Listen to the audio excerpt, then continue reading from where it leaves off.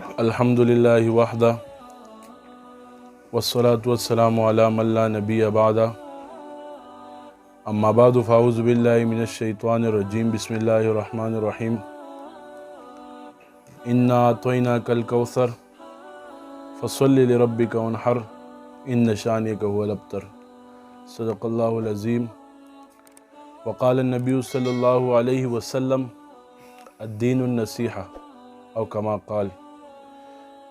میرے انتہائی واجب الاحترام عزیز سامعین، عزیز دوستو، اللہ تبارک و تعالی نے ہم پر خصوصی کرم کیا ہے کہ اللہ تبارک و تعالی نے ہمیں آج جمع ہونے کی توفیق نصیب فرمائی ہے، ایک دین کی نسبت سے، ایک دین کے رشتے سے، ایک دین کے تعلق سے۔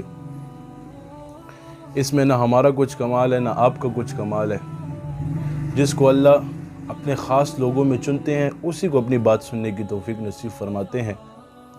میرے بھائیو دوستو، جب بندہ اخلاص سے کام کرتا ہے تو اس کے لیے تمام راستے آسان کیے جاتے ہیں، اس کے لیے تمام منزلیں آسان کی جاتی ہیں۔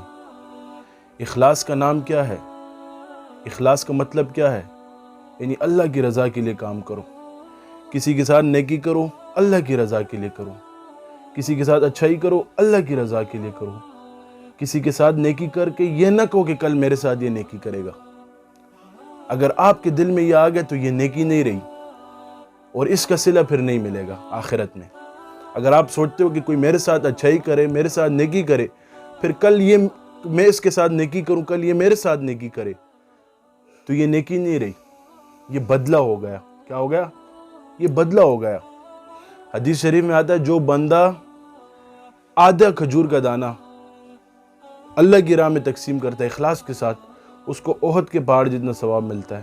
کیا ملتا ہے؟ احد کے پہاڑ جتنا۔ اور جو بندہ احد کے پہاڑ جتنا چاندی سونا تقسیم کرتا ہے اللہ کی راہ میں دکھلاوے کے ساتھ، یعنی لوگ مجھے بہت سخی کہیں، یعنی لوگ مجھے بہت متقی کہیں، تو اس کو اس کا ثواب نہیں ملتا، الٹا اس کی پکڑ ہوگی، اس کو گھیرا جائے گا اس پر۔ اور اللہ تبارک و تعالیٰ جب قیامت کے لیے حساب کریں گے، اس سے پوچھیں گے تو نے کیا کیا؟ یہ کہے گا میں نے تو اتنا بڑا پہاڑ کے جتنا چاندیاں تقسیم کی، سونے تقسیم کیے، آپ کے راستے میں تقسیم کیے۔ تو اللہ تبارک و تعالیٰ کہیں گے بے شک تو نے میرے راستے میں تقسیم کیے، لیکن تو نے اس لیے تقسیم کیے کہ دنیا مجھے بہت بڑا سخی کہے، دنیا والے مجھے بہت بڑا حاجی کہیں، تو نے حج اس لیے کیا کہ دنیا والے مجھے حاجی کہیں۔ تو نے اس سے اٹھایا جائے گا مجاہد کو، شہید کو، اسے کہیں گے کہ تو نے اس لیے جہاد کیا، اگر اس نے اللہ کی رضا کے لیے نہ کیا ہو کہ تو مجھے لوگ بہت بڑا مجاہد کہیں، مجھے بہت بڑا شہید کہیں، تو نے لوگوں سے اجر مانگ لیا، ابھی جا جہنم میں جا، کیونکہ تیرا دنیا میں ہی کام تھا، تجھے بس لوگوں نے واہ واہ کر دی، تیرا کام ختم ہو گیا۔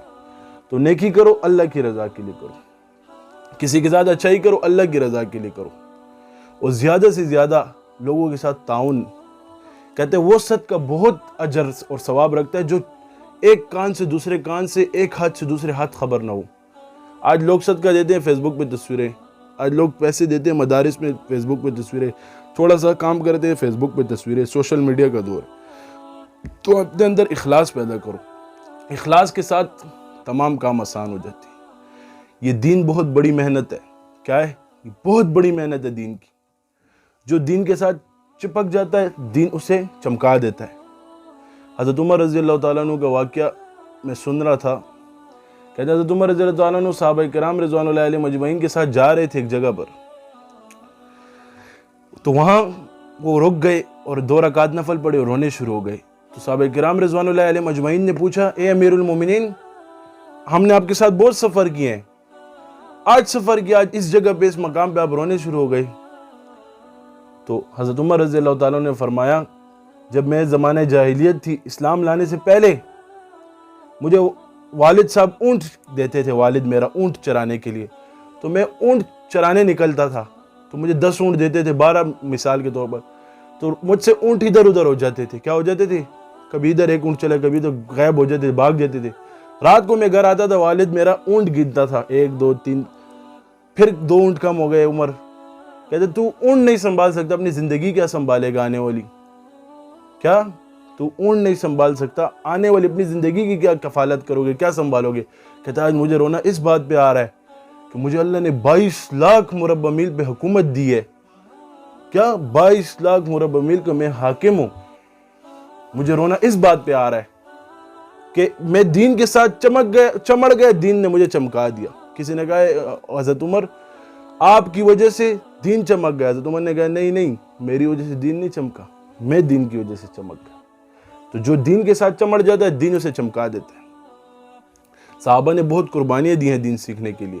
آج دین ہمیں ماؤں کے گود میں ملا ہے, اس لیے ہمیں اس کی قدر نہیں ہے. استاذوں کی قدر ہمارے ساتھ نہیں ہے. امام ابو حنیفہ رحمۃ اللہ علیہ اپنے استاذ کے پاؤں جو ہیں اپنے استاذ کے گھر کی طرف کر کے نہیں سوتے تھے. اتنی عزت کرتے تھے, اتنی قدر کرتے تھے. آج اساتذہ کی قدر کیوں نہیں ہے؟ آج ہم نے دین تو سیکھا ہے لیکن دین پہ عمل نہیں کیا. دین کو صرف سیکھا ہوا ہے, عمل کرنا الگ چیز ہے. اور جس فیلڈ میں بھی کام کرو استخلاص کے ساتھ کام کرو. استخلاص کا مطلب کیا ہے؟ اس کے تمام امور کو سمجھ کر, اس کے تمام امور کو فالو کر کے کام کرو. عملیات کی فیلڈ ہے, آپ سیکھ رہے ہو, بالکل کل آپ جائیں گے, آپ کے بھی اسی طرح ہزاروں شاگرد ہوں گے, سینکڑوں شاگرد ہوں گے, درجنوں پہ شاگرد ہوں گے آپ کے. آپ سیکھ کے جائیں گے, آپ کل ان کو امور پہ سمجھائیں, جو سلسلے کے امور ہیں, جو ترتیب ہے, اسی ترتیب پہ آپ لوگ آگے سکھائیں گے تو آپ لوگوں کو فائدہ رہے گا. جو امور قواعد و ضوابط بڑوں کی طرف سے, حضرت صاحب کی طرف سے, استاذوں کی طرف سے مقرر ہوتے ہیں, اسی پہ عمل کرنا چاہیے. کہتے ہیں شیطان عاشق تھا, شیطان میں 3 وہ تھے, عین تھے. عارف تھا, عابد تھا, عالم تھا. چوتھا عین نہیں تھا اس میں, عاشق نہیں تھا وہ. تو عشق کرو اپنے استاذوں سے. بس اپنے شیخ اور مرشد کے بارے میں کچھ سننا برداشت ہی نہیں کرتے ہم. جو ابھی لوگ, لازمی بات ہے, وہ چیز, اس چیز کی زیادہ مخالفت ہوتی ہے جو جلدی ابھرے اور جس میں اخلاص ہو. شیطان بھی اس جگہ پہ ہاتھ ڈالتا ہے جس جگہ پہ کچھ ہو, ہر جگہ پہ ہاتھ نہیں ڈالتا. ابھی آپ لوگ جب مثال کے طور پر کدھر سیر کے لیے جاتے ہیں, ٹور کے لیے جاتے ہیں, تو کسی درخت میں مالٹا لگا ہو, اس درخت پہ پتھر مارتے ہیں یا نہیں؟ عام درخت پہ پتھر مارتے جس میں مالٹے نہ لگے ہوں. درخت مالٹے والے پتھر پہ پتھر مارتے ہیں کہ مالٹا گرے, مالٹا کھائیں. تو اسی طرح باتیں ہوتی رہتی ہیں ہزاروں, کسی کی باتوں کی پرواہ نہیں کرنی. اللہ نے ہمیں بہت بڑا سلسلہ عطا کیا ہے, بہت بڑا دین عطا کیا ہے. اس کے ساتھ جڑ جائیں, اپنی اصلاح کریں, پھر لوگوں کی اصلاح کریں. سب سے پہلے اپنی اصلاح ہے. کیا ہے؟ سب سے پہلے اپنی اصلاح ہے. دین میں بہت کامیابی ہے. پینٹ شرٹ پہننے میں کامیابی نہیں ہے, ٹوپی نہ پہننے میں کامیابی نہیں ہے, سنت کے لباس پہننے میں کامیابی ہے, سنت کو اپنانے میں کامیابی ہے. آج ہم سنتوں سے دور ہیں, آج ہم نے سنتوں کو پیچھے چھوڑا ہوا ہے. پھر کہتے ہیں ہمیں پریشانی ہے, ہمیں ٹینشن ہے, ہمیں تکلیفیں ہیں. تکلیف تو لازمی آئے گی کہ ہم نے اللہ کو نہیں پہچانا, اس کے رسول کو ہم نے نہیں پہچانا. جو اللہ نے فرمایا, اس کے رسول نے فرمایا, یہی کامیابی ہے, اور کوئی کامیابی نہیں ہے. زندگی میں اور کوئی کامیابی ہے ہی نہیں. اللہ جو کہتا ہے, رسول جو کہتا ہے, اس کو اپناؤ, زندگی گزارو. لوگوں کی باتوں پہ عمل مت کرو, اور اللہ سے یہ دعا کرو, یا اللہ مجھے ایسا بنا کہ تجھے پسند آ جاؤں. دنیا والوں کو آج پسند آؤں گا, کل وہ میرے پیچھے برا بولیں گے. کیا کریں گے؟ آج اچھا بولیں گے, کل برا بولیں گے. دنیا سے کیا میں مانگ دوں, یا اللہ بس ایسا بنا تجھے پسند آ جاؤں.